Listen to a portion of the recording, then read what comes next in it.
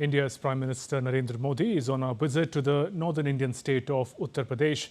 Prime Minister Modi launched 14,000 projects worth more than $120 billion at the fourth groundbreaking ceremony for investment proposals received during the UP Global Investor Summit 2024. The projects are related to sectors like manufacturing, renewable energy, IT, ITES, food processing, hospitality, education, among others. Before proceeding with the groundbreaking ceremony, Prime Minister Modi also inaugurated an exhibition at the groundbreaking ceremony in Lucknow.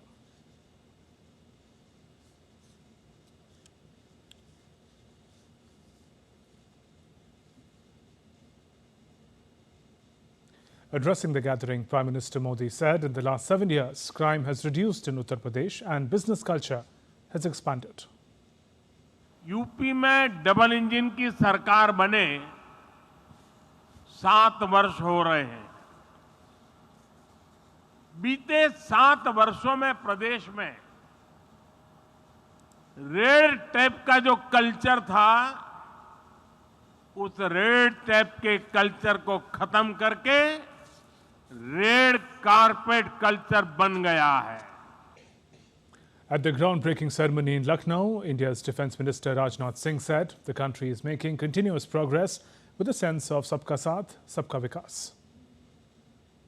प्रधानमंत्री जी के नेतृत्व में आज देश सबका साथ, सबका विकास, सबका विश्वास और सबका प्रयास की भावना के साथ लगातार प्रगति कर रहा है। समाज का कोई ऐसा वर्ग नहीं है जो अपने आप को कहीं अकेला पाता हो या किसी क्षेत्र में पीछे छूटा हुआ वह अनुभव करता हो। पिछले 10 वर्षों में आपने भारत के विकास भवन की जो मजबूत नींव रखी है, उससे भारत की जनता को पूरा विश्वास है कि आपके तीसरे चौथे कार्यकाल तक इस विकास भवन का शिखर आसमान की बुलंदियों को छुएगा। Moving on, amidst the ongoing operations in Gaza, Israel has set a deadline for Hamas to free the hostages. My colleague Stuart Smith is in London, gives us more on this and other stories making headlines around the world. Stuart, what is the latest from Gaza?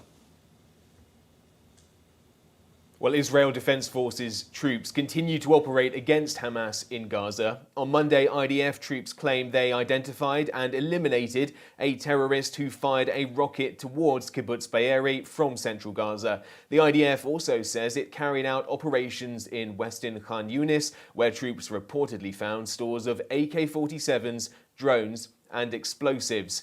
This comes as Israel gave a deadline for March 10th for Hamas to free hostages, the start of Ramadan. On Sunday, Israel War Cabinet Minister Benny Gantz said the world must know and Hamas leaders must know if by March 10th our hostages are not home, the fighting will continue everywhere, to include the Rafah area. At the same time, Israeli Prime Minister Benjamin Netanyahu said not launching a Rafah offensive equals losing the war with Hamas. Whoever wants to prevent us to operate in Rafah is actually saying, lose the war. I will not give a hand to it. The International Court of Justice on Monday opened hearings on eventually issuing a non-binding advisory opinion on charges against Israel in respect of Palestinian territories. The Palestinian Foreign Minister will speak first in the legal proceedings. Israel will not present an oral argument, although it has sent written observations.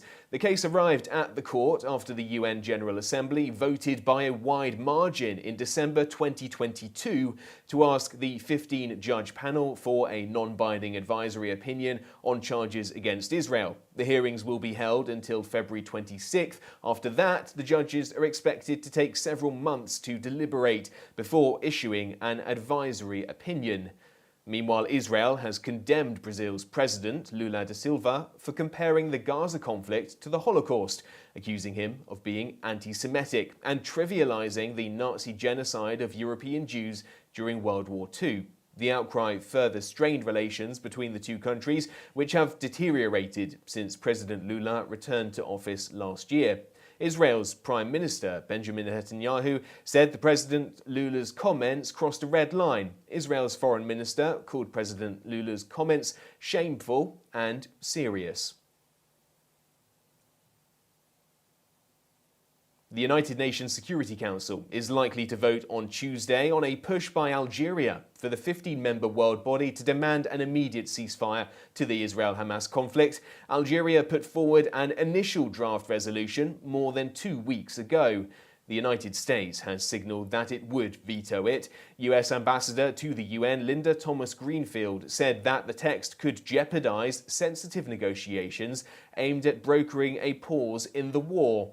To be adopted, UN Security Council resolution needs at least 9 votes in favour and no vetoes by the United States, the United Kingdom, France, China or Russia. Ongoing talks between the US, Egypt, Israel and Qatar seek to pause the conflict and achieve the release of the hostages held by Hamas.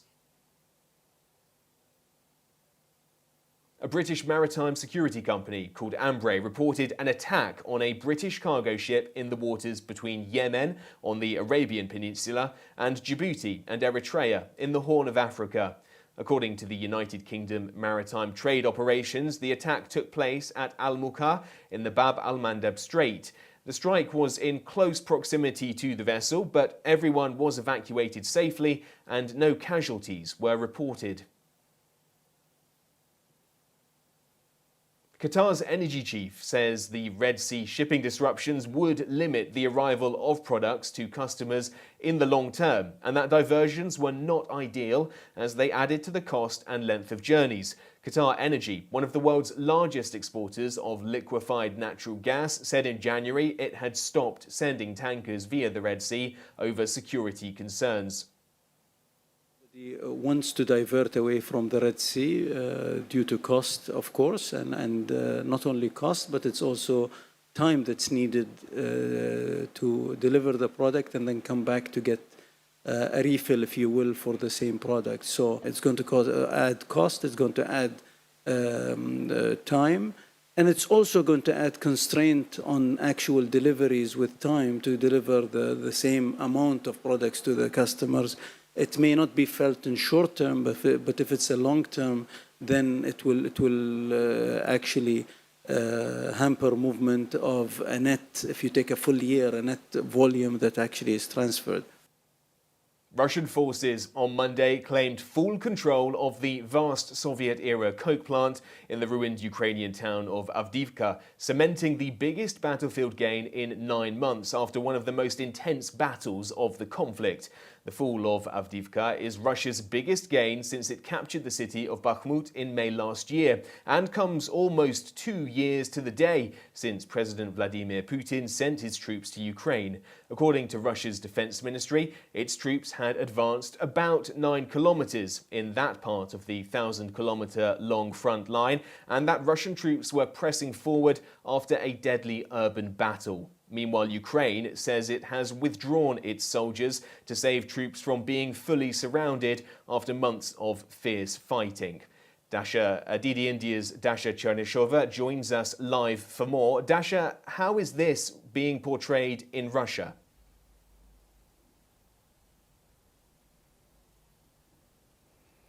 Well, the Kremlin has hailed this as an important victory, with the Russian President Vladimir Putin congratulating the troops on their success. The Russian Ministry of Defense has described this as the liberation of Avdiivka in the Donbas region. We also have heard from the Russian Ministry of Defense that they have moved forward about 9 kilometers, and that this development is allowing the Russian troops to continue their pressing forward inside the territory of Donbas. We also have heard some Russian politicians and political analysts here suggesting that that was an important victory because that was allowing to move away the front line from the city of Donetsk and to move the front line away from the civilians who are, according to Moscow, being repeatedly under the Ukrainian shells. We also have heard some comments coming from the Russian Ministry of Foreign Affairs, with the spokesperson from the Foreign Ministry, Maria Zakharova, saying that the Ukrainians have decided decided to leave Avdiivka, not because they want to save the lives of their fighters, but because, according to her, the Ukrainian authorities can fight only for big money that goes directly into their pockets or against the civilians. So indeed, it is an important victory for the Russians, especially given the sequence of the events. On the 24th, there will be the second anniversary since the start of Russia's special military operation. And also in March, the Russians will be going to the polls to elect a new president. Dasha Chernyshova there in Moscow. Thank you very much.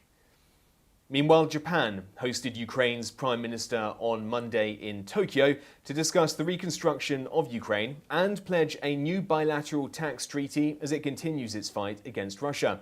Japan's Prime Minister, Kishida Fumio, said in a speech that Japan stood with and continues to stand with Ukraine.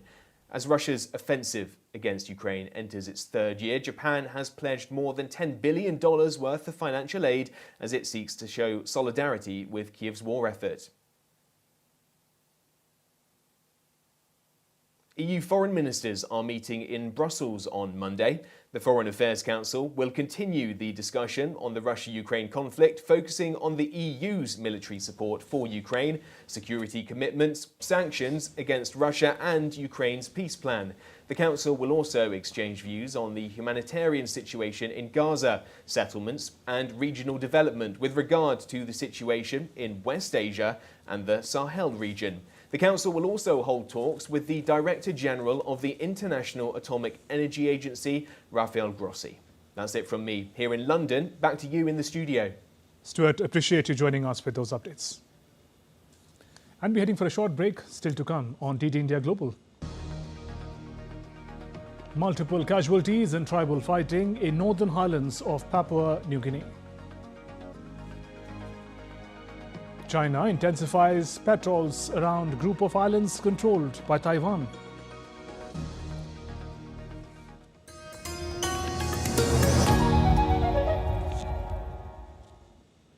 That never stops, where information shapes our reality.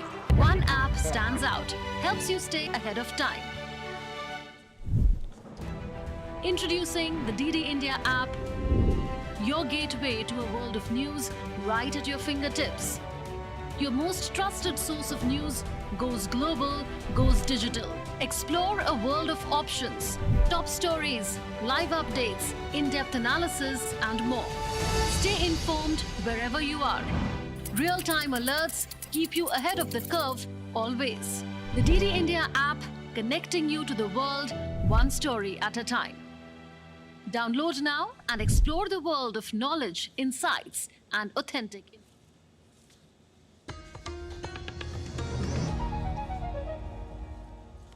Welcome back. You're watching DD India Global. I'm Shubhendu Ghosh. European Commission President Ursula von der Leyen is expected to seek a second term in the running the European Union's executive body. Germany's opposition, Christian Democrats, are set to announce von der Leyen as their candidate for Commission President at a party meeting on Monday. This confirms the widespread assumption that von der Leyen would seek another term.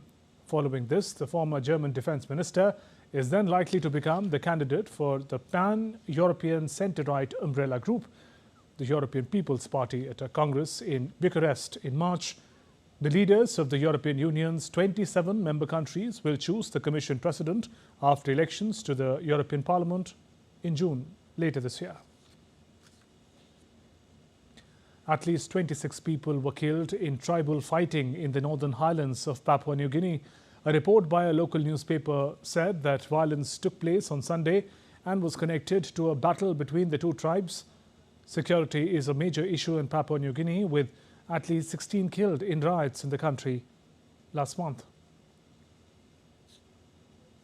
In neighboring Pakistan, two major parties are set to meet on Monday to try and bridge differences over forming a minority coalition government after an inconclusive election. Monday's talks will be the fifth such round after former Prime Minister Shehbaz Sharif was named by his Pakistan Muslim League Nawaz (PMLN) party to lead the country again.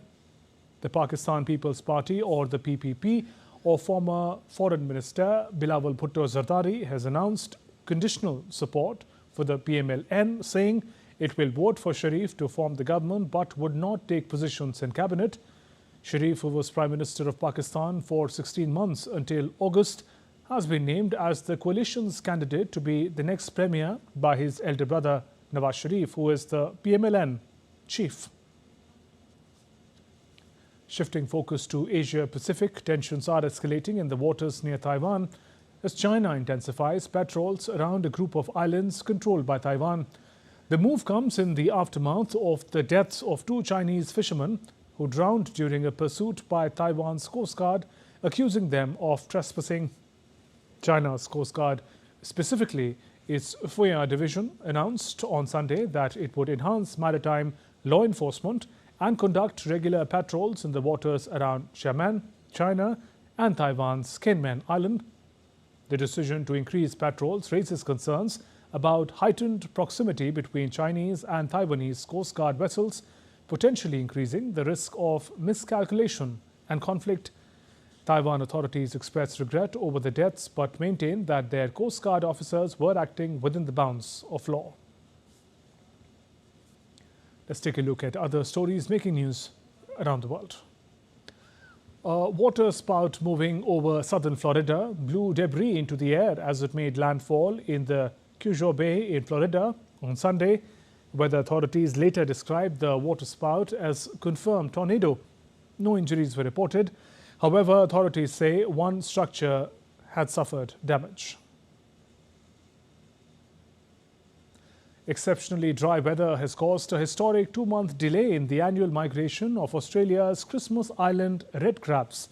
The migration, which usually takes place in October or November, sees the crabs journey from the interior of the island to the ocean, where they mate. Extreme weather affected several areas in northern China on Monday. Police officers evacuated people from stranded vehicles amid a sandstorm in the northwestern region of Xinjiang. Meanwhile, parts of China are battling another deep freeze with heavy snowfall in the northeastern city of Shenyang. Adverse weather conditions are expected to continue throughout the region over the following days. A fire at a battery recycling plant in southern France was reported to be under control on Monday, although it continues to burn. The fire broke out 2 days ago in a warehouse containing some 900 metric tons of lithium batteries. A team of 5 firefighters remain on site on Monday. The birth anniversary of Maratha Emperor Chhatrapati Shivaji Maharaj is celebrated on 19 February. Shivaji Maharaj's valor is enshrined in the pages of history. 19 February this year marks his 394th birth anniversary. Various programs have been organized throughout the state on the occasion. Chhatrapati Shivaji Maharaj is one of the brave sons of India whose valor has been recorded in golden letters in the pages of history. Maharaja's spirit is exemplified not only in Maharashtra but all over the country, and his name is taken with pride. He laid the foundation of the Maratha Empire to liberate the nation from the clutches of the Mughals. Besides being a patriot, he was an efficient administrator and a courageous warrior. In 1674, he laid the foundation of the Maratha Empire in Western India. During this time, he was formally crowned as the Chhatrapati or Emperor of the Maratha Empire. The Persian language was widely used in that period, so Maharaj promoted the use of Marathi and Sanskrit in court and administration. Due to his contribution, Maharaj is called Maratha Gaurav. He is known as the pioneer of guerrilla warfare and is revered as the father of the Indian Navy. Maharaj was also a great believer in the rights of women. Chhatrapati Shivaji Maharaj Jayanti is an important observance that honors the birth anniversary of the honored Maratha Emperor.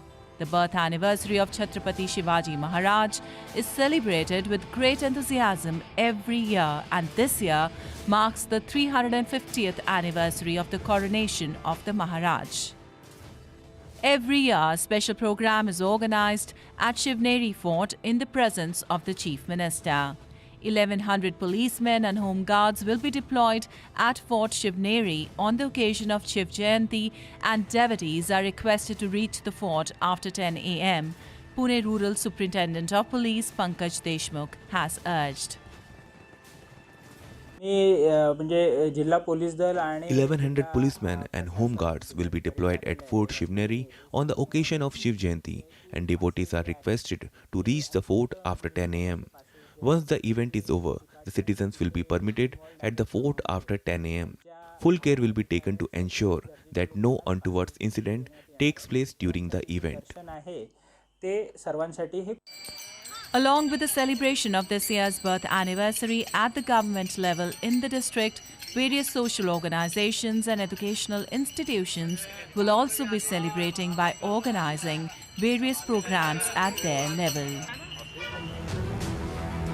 Shama Mishra reports for DD India.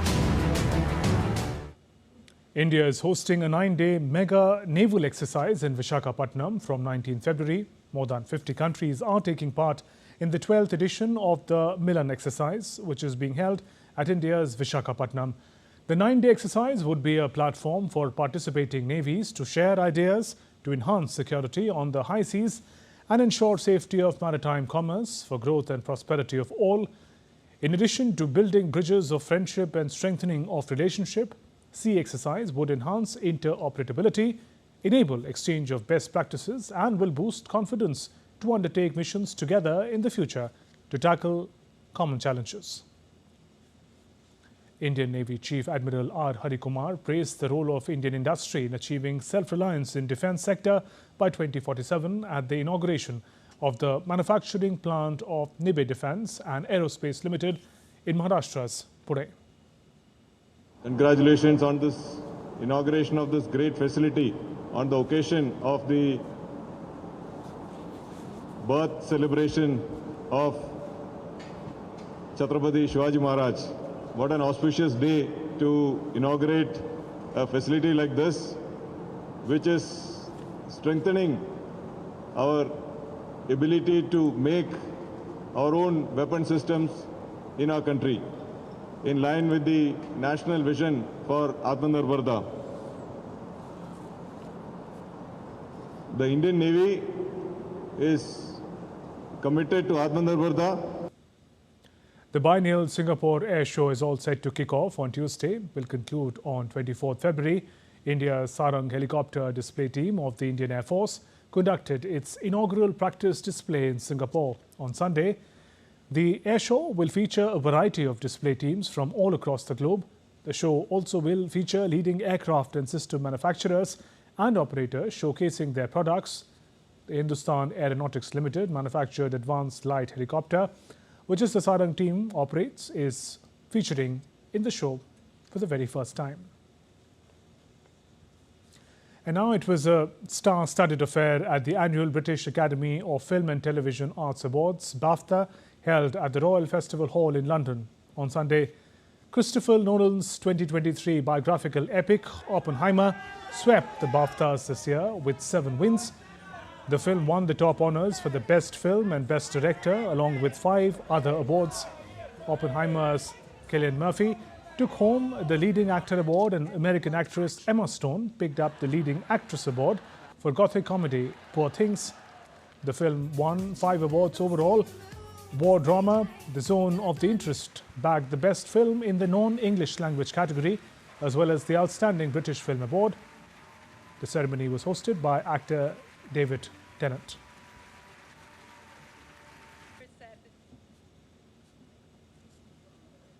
That's all for this edition of DD India Global. Let us know your thoughts on the news of the day.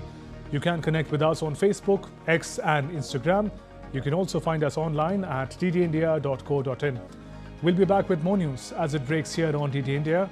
I'm Shubhendu Ghosh. From all of us here in Delhi, thanks for watching DD India Global. Namaskar.